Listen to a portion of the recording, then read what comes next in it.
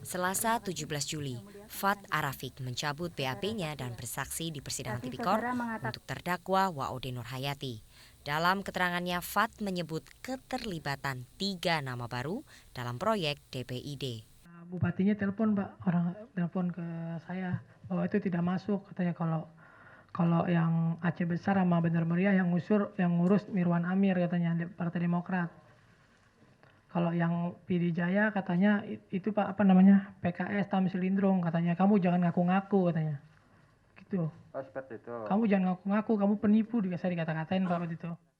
Kesaksian Fat di persidangan WOD semakin menguatkan keberadaan mafia anggaran yang melibatkan pimpinan Banggar dalam kasus DPID. Indonesia Budget Center menilai publik semakin bersikap sinis terhadap kinerja para anggota dewan. Nah, Faat semakin memperjelas bahwa memang persoalan mafia anggaran terkait dengan kasus DPID sudah semakin jelas bahwa pimpinan Banggar menjadi aktor yang sangat krusial, yang sangat penting untuk diproses oleh KPK. Kenapa? Karena ya mafia anggaran kan sudah mendapat sinisme publik yang luar biasa. Seiring dengan dukungan publik KPK terkait dengan koin, harusnya KPK ini menjadikan ini sebagai pintu masuk yang cukup positif ya. Keterangan Fat bisa jadi acuan bukti awal KPK untuk memanggil para pimpinan Banggar. Indonesia Budget Center beranggapan tidak mungkin WOD hanya bermain sendiri dalam proyek besar sekelas DPID tanpa diketahui pimpinan Banggar. Tim Liputan Metro TV. Seakan jadi pola berulang, para pimpinan KPK memastikan telah mendapat cukup bukti dalam penyelidikan kasus Pusat Olahraga Hambalang. KPK pun tak henti menjelaskan mengenai adanya indikasi penyimpangan, terutama untuk konstruksi bangunan proyek. Namun, hingga lebih dari 70 orang yang telah diperiksa dan pernyataan telah cukup bukti, belum membuat KPK berani meningkatkan Hambalang ke tahap penyidikan, apalagi menetapkan tersangka. Padahal Abraham Samad pernah berucap ada indikasi pejabat kementerian yang akan menjadi tersangka. Tentunya nanti tersangkanya juga lebih dari 2. Dan sabar saja, saya tahu apa yang ada di pikiran Anda tentang siapa yang Anda pertanyakan. Yang jelas silakan ikuti kasus Hambalang bahwa ada tahapan-tahapan. Sejak awal Mei, KPK telah menyadari ada kejanggalan dalam proyek Hambalang. Namun sebulan kemudian, KPK pasrah bila dicap lamban dalam menyelidiki proyek Hambalang. Hingga kini, setidaknya KPK sudah 5 kali melakukan ekspos atau gelar perkara Hambalang. Namun tetap saja belum ada peningkatan proses hukum, apalagi penetapan tersangka. Janji ternyata belum terbukti. KPK masih terus memanggil para saksi. Kasus Hambalang mandek di tingkat penyelidikan. Pada saatnya nanti akan ada penjelasan kepada pers. Pada saat yang tepat. Tarik ulur ucapan janji para pimpinan KPK soal proyek Hambalang terus dinanti. Sebab KPK tentunya tak ingin dicap ingkar janji, apalagi dituding ada intervensi di dalam kasus proyek Hambalang. Tim Liputan, Metro TV. Yang saya bisa pastikan ya, tolong dicatat, yang saya bisa pastikan bahwa kasus Hambalang akan naik ke penyidikan. Itu yang saya bisa pastikan. Kapan? Kapannya itu yang saya tidak bisa pastikan. puasa. Paling lambat minggu depan. Sebelum Apa yang membuat memastikan itu Pak? Apakah bukti sudah mencukupi atau mengarah ke nama-nama yang beredar itu Pak? Ya tentunya buktinya sudah mencukupi. Ini kan tentang nama-nama yang beredar itu Belum tentu. bukti juga salah dua Bang. Ya. Yang artinya pejabat kuasa pengguna anggarannya sendiri gimana? Belum bisa dipastikan. Yang bisa dipastikan bahwa kasus Hambalang dipastikan naik ke penyidikan karena telah memenuhi 2 alat bukti yang cukup. Ancaman Golkar akan memecat kadernya bila punya nama capres lain selain Abu Rizal Bakri, tak digubris kadernya Yusuf Kala. Mantan Ketua Umum Partai Golkar ini malah membantah ada peraturan baru dalam ADART yang ditetapkan pada Rapimnasus ketiga Golkar akhir Juni lalu. Saya tidak membaca itu ada sanksi dan anggaran dasar partai tidak ada juga. Di sisi lain ada ancaman Pak, dikeluarkan dari Partai Golkar itu kan Iya, enggak serius apa-apa. Pak. Enggak apa-apa. Selama kita tidak pakai Partai Golkar juga enggak apa-apa. Mau pecat 2 kali 3 kali juga tidak ada soal. Silakan aja kan. Sementara itu Ketua DPP Golkar Hajrianto Tohari menepis tudingan peraturan baru dibuat agar popularitas Ketua Umum Abu Rizal Bakri tidak tersaingi oleh Yusuf Kala. Ketakutannya itu lebih pada trauma masa lalu. Jadi dalam 2 kali pemilihan presiden secara langsung 2004 dan 2009 itu kan Golkar mengalami kekalahan. Jadi terus terang saja keputusan untuk memberikan sanksi yang dipertegas dalam Rapimnas tersebut terus terang saja dibayang-bayangi oleh trauma 2 pilpres sebelumnya. Sementara Ketua DPP Litbang Golkar menyebutkan Golkar hanya perlu waktu 1 tahun untuk memecat Yusuf Kala bila nekat mencalonkan diri jadi presiden. Jadi orang Golkar yang kalau orang seperti saya kalau dipecat dari Golkar itu butuh waktu 1 tahun. 6 bulan secara internal lewat Mahkamah Partai, lalu 9 bulan maksud saya, lalu 3 bulan berikutnya lewat pengadilan umum, 2 bulan lewat pengadilan negeri, kemudian dari pengadilan negeri langsung ke Mahkamah Agung Kasasi. Pemilu masih 2 tahun lagi. Penetapan Capres Golkar Abu Rizal Bakri ternyata masih menuai tanda tanya akan tingkat kesolidan para kadernya. Terlebih dalam politik, apapun bisa terjadi meski di menit-menit terakhir. Tim Liputan Metro TV.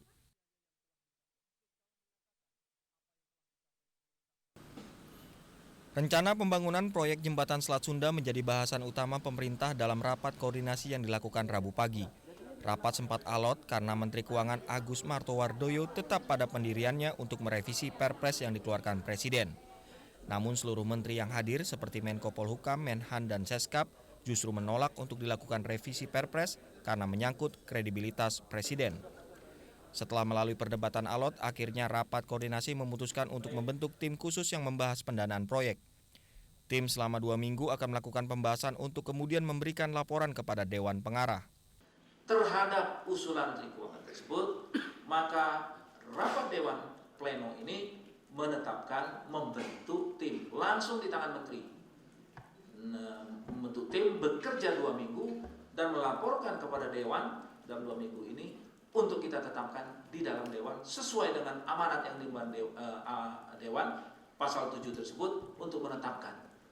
Jadi tidak diperlukan perubahan Perpres, yang ada adalah apabila nanti tim ini bekerja kemudian mengatakan 2 itu kita lakukan, maka diakomodir dalam keputusan Dewan Pengarah sebagaimana diamanatkan oleh Perpres pasal 7 tadi itu.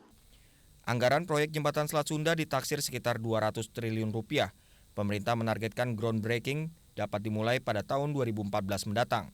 Untuk mengejar target tersebut, seluruh menteri terkait sepakat untuk tidak melakukan revisi peraturan yang sudah dikeluarkan oleh Presiden. Riana Rifani, Robi Pratama, Metro TV.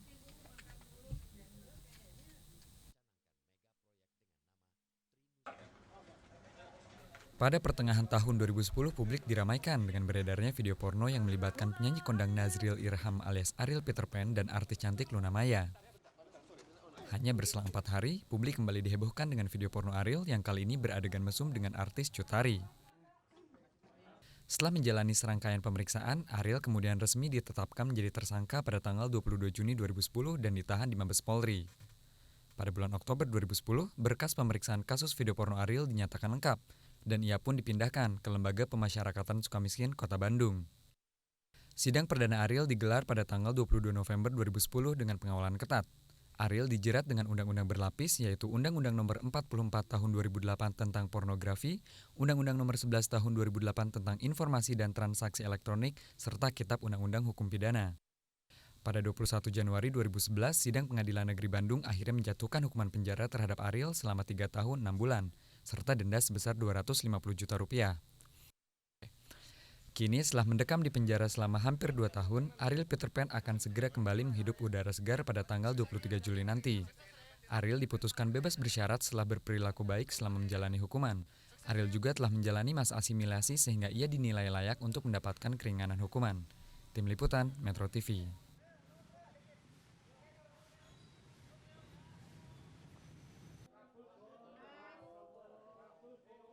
Setelah ditetapkan sebagai tersangka dalam kasus dugaan korupsi pembahasan anggaran dalam pengadaan Al-Quran dan laboratorium di Madrasah Sanawiyah 29 Juni lalu, anggota Komisi Keagamaan DPR dari fraksi Golkar, Zulkarnain Jabar, akan menjalani pemeriksaan perdananya sebagai tersangka di KPK Jumat ini.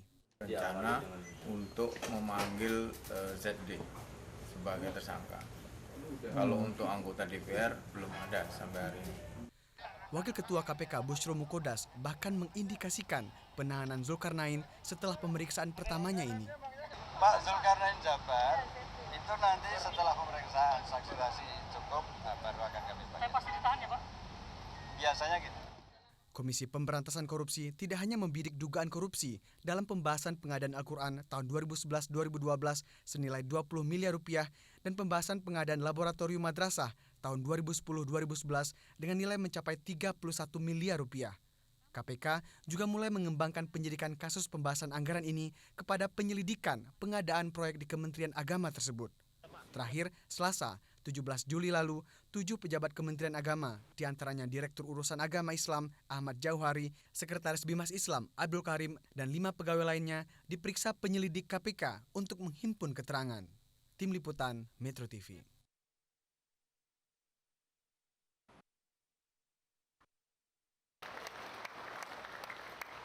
Bursa calon presiden 2014 semakin memanas. Ketua Dewan Pembina Partai Gerindra Prabowo Subianto Selasa 17 Juli lalu secara terbuka mendeklarasikan diri sebagai calon presiden 2014.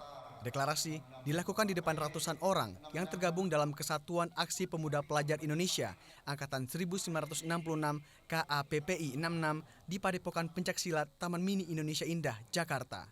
Insya Allah kalau dukungan rakyat kuat kepada diri saya harus siap melaksanakan amanah dari rakyat. Ya saya anggap sebagai amanah, sebagai penugasan, harapan mereka besar, ya saya harus penuhi harapan mereka. Insya Allah saya tidak kecewakan. Amin. Mantan Panglima Kostrad itu dinilai pengusungnya sebagai sosok yang banyak berjuang untuk rakyat dan membawa angin perubahan. KAPPI 66 mengklaim Prabowo sejalan dengan semangat 3 tuntutan rakyat yang salah satunya mendengungkan keinginan untuk menurunkan harga. Dengan deklarasi pencapresan ini, Prabowo bergabung dengan 2 sosok lainnya, yaitu Ketua Umum Partai Hanura Wiranto dan Ketua Umum Partai Golkar Abu Rizal Bakri yang telah terlebih dahulu menyatakan diri maju sebagai calon presiden 2014.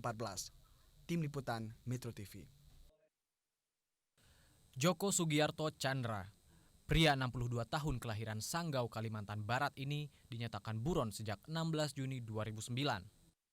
Kasus yang membelitnya bermula awal tahun 1999 saat perjanjian pengalihan utang atau CESI antara dirinya dan pihak Bank Bali. 2 pengalihan utang Bank Bali, pertama terhadap Bank Tiara sebesar 38 miliar rupiah, kedua terhadap Bank Dagang Negara Indonesia serta Bank Umum Nasional sebesar 798 miliar rupiah. Namun dalam 2 perjanjian tersebut, Joko bertindak sebagai 2 pemimpin perusahaan yang berbeda, PT Persada Harum Lestari, dan PT Era Giat Prima. Joko sempat ditahan oleh Kejaksaan dan juga menjadi tahanan kota, dan bebas pada 6 Maret 2000. Joko kembali dinyatakan lepas dari segala tuntutan pada tanggal 28 Agustus 2000. Kejaksaan Agung kemudian mengajukan peninjauan kembali ke Mahkamah Agung pada tanggal 11 Juni 2009. Keputusan bagi Joko, hukuman penjara 2 tahun, membayar denda 15 juta rupiah, dan asetnya sejumlah 546 miliar disita negara. Namun Joko mangkir dari upaya eksekusi. Diduga ia melarikan diri ke Papua Nugini sehari sebelum pembacaan vonis atau pada tanggal 10 Juni 2009. Tim Liputan Metro TV.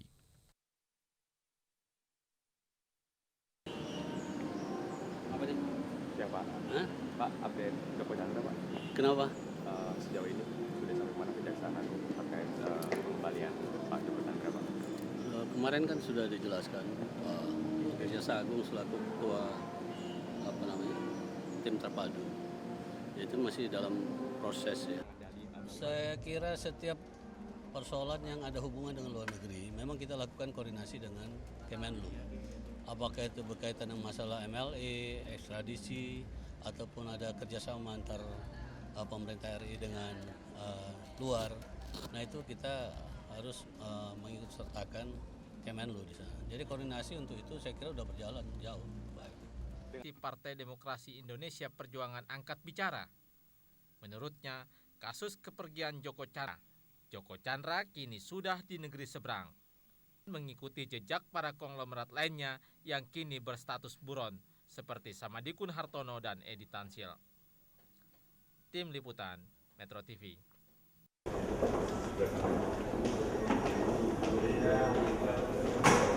Kerja pemerintah pun bisa berhasil dan berdaya guna dalam hal yang besar sendiri, hanya satu. Pak Muradi dan Indonesia yang saya hormati, DKI Jakarta yang hadir pada kesempatan yang bahagia ini. Beras, sayur maut, dengan upaya ternak kambing yang dulu juga banyak perhatian khusus dari kami, dan saya yakin Bapak Ibu yang terlibat dengan kondisi pertanian, peternakan, kehutanan, kelautan, perikanan, serta ketahanan pangan menjadi juga sahabat. Namanya nggak sehat. Saya bilang sebagai sahabat mendukung. Baru agak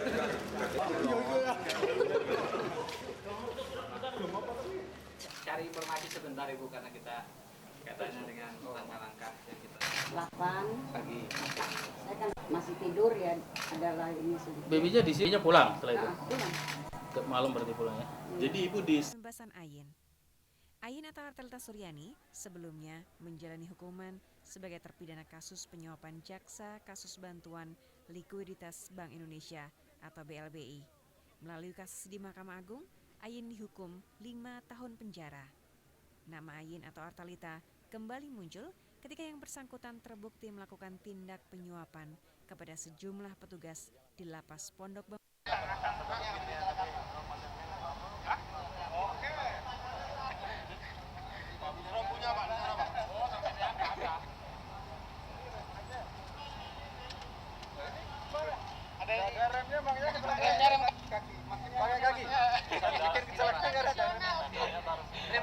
tradisional ala banyak Pak.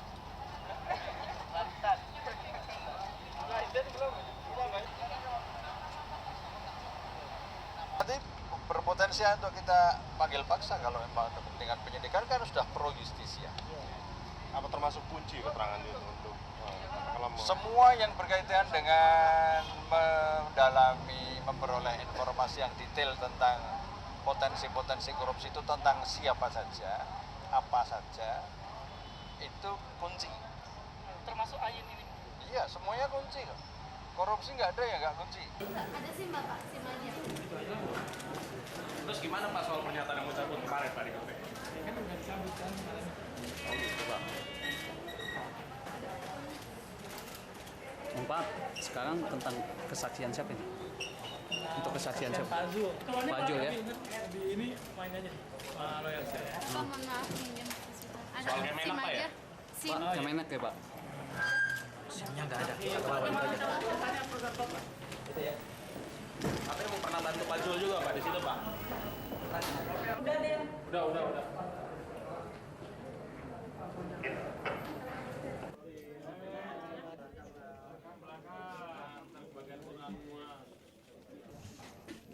Mas.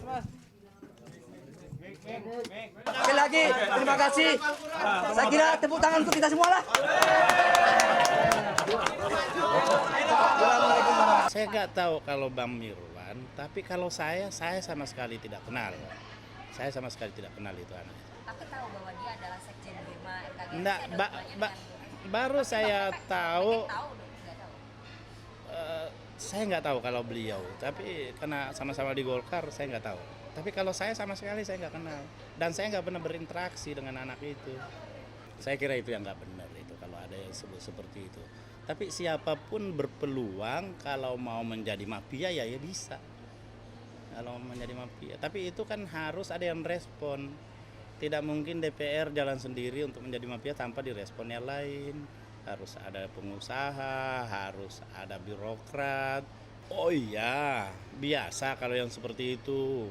Minta diberikan perhatian terhadap masukan-masukannya itu. Iya, kita berikan perhatian sama-sama.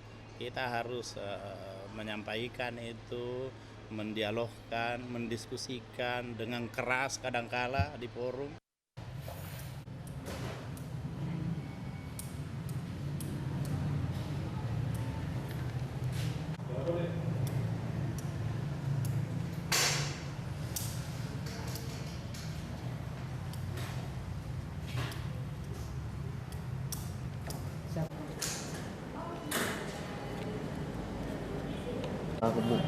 Waduh, zoom ya.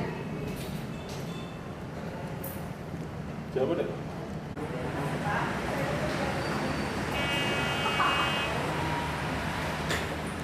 Ini siapa? Siapa emang? Karena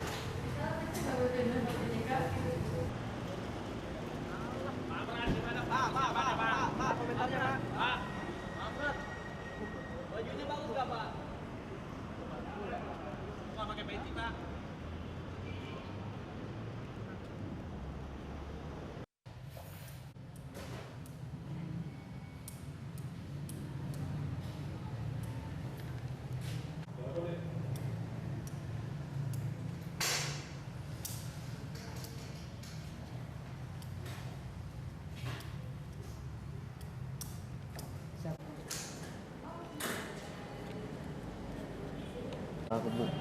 Waduh, zoom ya. siapa deh?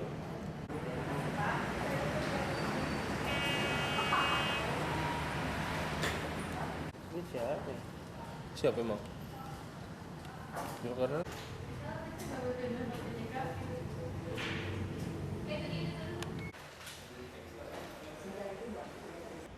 separuh dari satuan? Enggak. Tidak sampai separuh dari satuan? Maksudnya itu? Kayak sampai di daerah-daerah lain juga. Maksud angkanya berapa? Nomor kontak Pak? Nomor kontak kali-kali 8 121. Ya.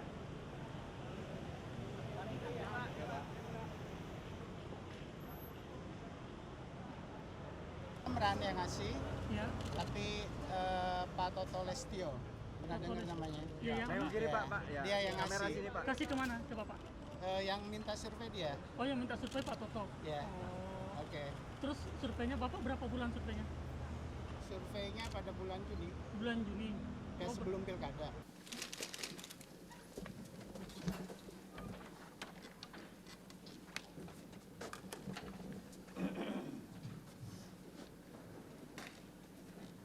Saudara terdakwa Maret 1974 jenis kelamin laki-laki junto pasal 65 ayat 1 KUH pidana dan pertama terlibat melanggar pasal 2 ayat 1 data eksternal tanpa terlebih dahulu menjelaskan data eksternal yang bagaimana yang telah diterima Rp783.483 baik dalam bentuk 1 yang mengandung dakwaan subsidi dan pegawai negeri sipil pendidikan S2 dari M. Lutfi Hakim SKMH dan kawan-kawan. Ya.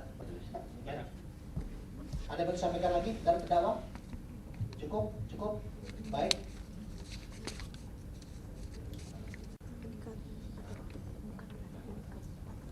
Alexander dan terdakwa didampingi oleh tim penasihat. Saudara terdakwa, saudara penuntut umum dan saudara. Saksi Febriansyah ini adalah saksi yang menjadi pelapor padahal dia penyidik. Bagaimana ceritanya penyidik menjadi pelapor dan dia tidak ada dalam BAP. Kita akan tanyakan, apakah Anda pernah di BAP? Mengapa Anda bisa menjadi pelapor? Siapa yang memberi informasi pada saudara dan sebagainya. Kita akan lihat apakah jaksa sanggup menghadirkan saksinya sendiri.